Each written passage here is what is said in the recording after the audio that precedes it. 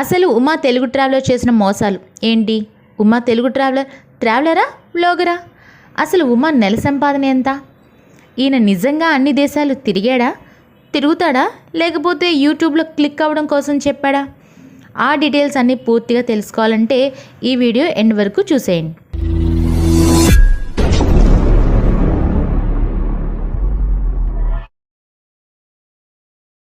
అసలు విషయానికి వస్తే ఉమా గారు చేసే వీడియోస్ ఆఫ్రికాలో ఉన్న మాలి గురించి అన్ని విషయాలను అయితే మనకు చూపించారు.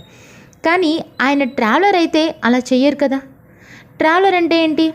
అన్ని ఊళ్ళు, రాష్ట్రాలు, దేశాలను తిరుగుతూ వాటిని గురించి మనందరికీ చెప్తూ అక్కడికి ఎలా వెళ్ళాలి, ఏం తినాలి, ఎక్కడ ఉండాలి, ఏం చూడాలో తెలియజేస్తూ తిరిగేదాన్ని ట్రావెలర్ అంటాం. మరి వ్లాగర్ అంటే వాళ్ళు డైలీ చేసే వాటిని గురించి, వాళ్ళ చుట్టుపక్కల జరిగే విషయాలను గురించి చెప్పడం, ఎవరిని కలిశారు, ఏం వండారు, ఏం తిన్నారు, ఏం తాగారు అనేది వ్లాగర్ చేసే పని. అది థాట్స్ అనుకోండి, ఇలాగా నా బుర్రలో వచ్చే ఆలోచనలు కావచ్చు, ఎవరి గురించి అయినా చెప్పాలని కావచ్చు, ఇలాంటివన్నమాట. అయితే విషయంలోకి వెళ్ళిపోతే ఉమా తెలుగు ట్రావెలర్ టైటిల్ అయితే ట్రావెలర్, కానీ ఆయన ఖచ్చితంగా ప్రస్తుతానికైతే వ్లాగరే. అయితే అక్కడ కొన్ని ఇంట్రెస్టింగ్ సెలయేర్లు, జలపాతాలు అవి కూడా చూపించారు కాబట్టి ట్రావెలర్ అని కూడా అనొచ్చు. సరే, ఏదంటే ఏముంది. అయితే ఆయన చూపించిన దానికి, చెప్పేదానికే కదండి మనం ఇంప్రెస్ అయింది.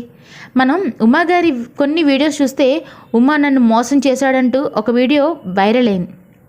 నిజానికి ఆయన మోసం చేశాడా లేదా అనేది, మోసం చేశాడు అని అతను చెప్పిన వీడియోలోనే నిజాలు బయటపడ్డాయి. ఆయన ఏం చెప్తున్నారంటే, ఉమాకి వీడియోస్ ఎడిట్ చేయడం కానీ, క్రియేట్ చేయడం కానీ, అప్లోడ్ చేయడం కానీ అసలు తెలీదు. నేనే అతనికి చెప్పాను. తీరా అన్నీ తెలుసుకున్న తర్వాత ఆ ఛానల్తో నాకున్న యాక్సెస్ని కట్ చేశాడని. అంటే ఇక్కడ మనకేమర్థం అవుతుందండి? ఏంటంటే ఆయన యాక్సెస్ కట్ చేయడంలో తప్పులేదని నాకు అనిపిస్తుంది. ఎందుకంటే తెలియని విషయం గురించి తెలిసిన వాళ్ళని ఎవరైనా అడుగుతాం, సలహా తీసుకుంటాం. సపోజ్ మనం స్థలం కొనాలి అనుకోండి, ఎవరినైనా సలహా అడుగుతాం. అంత మాత్రానికి అతని పేరు మీద రిజిస్టర్ చేయించిన పేపర్స్ ఆయన చేతికి ఇవ్వం. వాళ్ళని గుర్తుపెట్టుకుంటాం. ఖచ్చితంగా ఉమా గారికి ఆయన కనుక హెల్ప్ చేస్తే ఉమా గారు ఖచ్చితంగా గుర్తుపెట్టుకుంటారు. వీలైతే సహాయం కూడా చేస్తారు.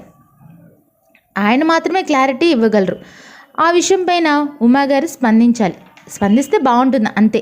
ఆయన పర్సనల్ డీటెయిల్స్లోకి మాత్రం మనం వెళ్ళకపోవడమే కరెక్ట్ అని నా అభిప్రాయం. తర్వాత విషయం, ఆయన నెల సంపాదన వేలైతే ఏంటి, లక్షలైతే ఏంటండి. ఆయనకి ఎంత వస్తే మనం సరదాగా కాసేపు యూట్యూబ్లో మనకి నచ్చిన వాళ్ళని చూస్తున్నాం, అంతేగాని మన జేబులో నుంచి అయితే ఇవ్వట్లేదుగా. మరి అలాంటప్పుడు ఆయన ఎంత సంపాదిస్తే ఏముంది, ఆ విషయం కూడా మనకి అనవసరం. తరువాత అసలు ట్రావెలర్గా ఈయన దేశాలు తిరుగుతాడా లేదా? ఏమండి, నాకు అసలు అంబానీ అవ్వాలని ఉంది. ఇప్పటికిప్పుడు అవ్వలేను కదా.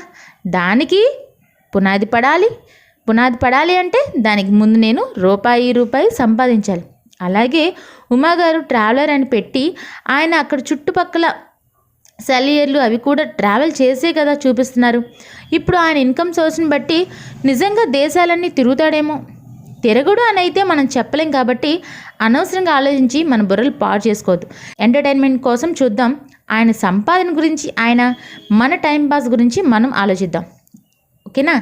ఓకే ఫ్రెండ్స్, ఈ వీడియో కనుక మీకు నచ్చినట్లయితే లైక్ చేయండి, షేర్ చేయండి, సబ్స్క్రైబ్ చేసుకోవడం మాత్రం మర్చిపోవద్దు. Thank you for watching.